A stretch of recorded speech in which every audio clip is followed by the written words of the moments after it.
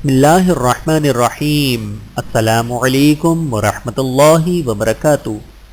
اللہ اکبر۔ وہ جو چاہے تو کیا نہیں ممکن، وہ نہ چاہے تو کیا کرے کوئی۔ اپنی زندگی میں خود روشنیاں پیدا کرو، یقین جانو تمہارے اپنے علاوہ کوئی تمہارا وفادار نہیں ہے۔ درختوں سے تعلق کا ہنر تو سیکھ لے انسان، جڑوں میں زخم لگتے ہیں ٹہنیاں سوکھ جاتی ہیں۔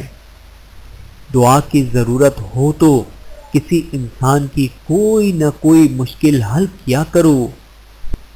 یا اللہ میرے ان گناہوں کو بخش دے جو مجھے بے چین رکھتے ہیں اور جو میری دعاؤں کو قبول ہونے نہیں دیتے، آمین۔ کیا آپ جانتے ہیں نہیں کیا آپ چاہتے ہیں کہ آپ کی اولاد نیک صالح اور آپ کی فرما بردار ہو؟ میں جب بھی کسی سلجھے ہوئے خوشحال نوجوان کو دیکھتا ہوں تو یقین ہو جاتا ہے کہ ضرور اس کا باپ صالح اور نیک آدمی ہوگا۔ سورۃ الکہف میں ایک تفصیلی واقعہ کے بیان کے دوران فرمان الہی ہے وَكَانَ أَبُوهُمَا صَالِحًا، اور ان کا باپ نیک تھا۔ آیت نمبر 82۔ ہر شخص کی تمنا ہوتی ہے کہ اس کی اولاد نیک اور فرما بردار ہو، لیکن صرف خواہش سے کچھ نہیں ہوتا، اس کے لیے تو پھر اپنے آپ کو صالح اور نیک بنائیے۔ باپ اگر نیک ہو تو اس کا فائدہ دنیا میں ہی اس کی اولاد کو ہونے لگتا ہے۔ دوسروں کی اجازت کے بغیر ان کی مدد نہ کریں۔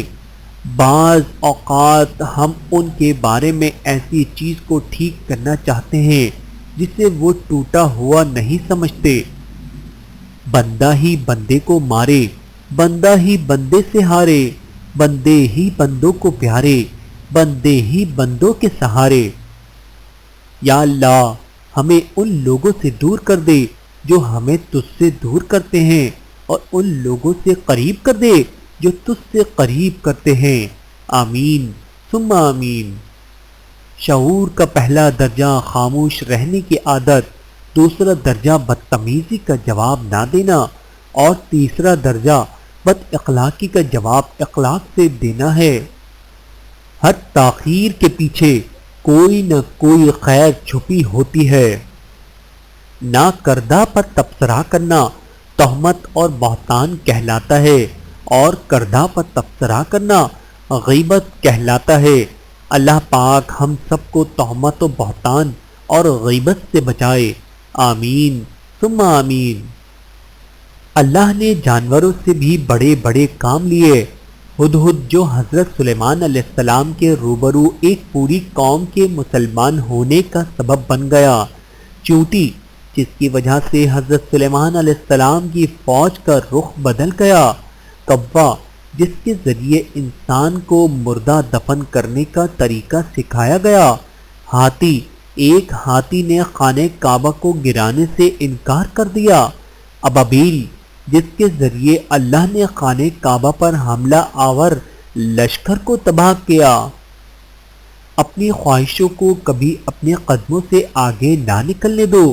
جو مل گیا اس پر شکر کرو، جو چھن گیا اس پر افسوس نہ کرو۔ دور تک ساتھ دیا کرتی ہیں آنکھیں ان کا، تو نے دیکھے ہی نہیں گاؤں سے جاتے ہوئے لوگ۔ سب سے بہترین وسیلہ آپ کے اپنے دونوں ہاتھ ہیں۔ اپنے دونوں ہاتھ اکٹھے جوڑ کر جب آپ اپنی مشکلات کا حل تلاش نہ کر سکیں تو اللہ کے آگے پھیلائیں۔ اللہ آپ کے ہاتھوں کو کبھی خالی نہیں لوٹائے گا انشاءاللہ۔ کسی کا برا چاہنے سے پہلے یہ بھی سوچ لیں کہ آپ بھی اس دنیا میں ہی رہتے ہیں۔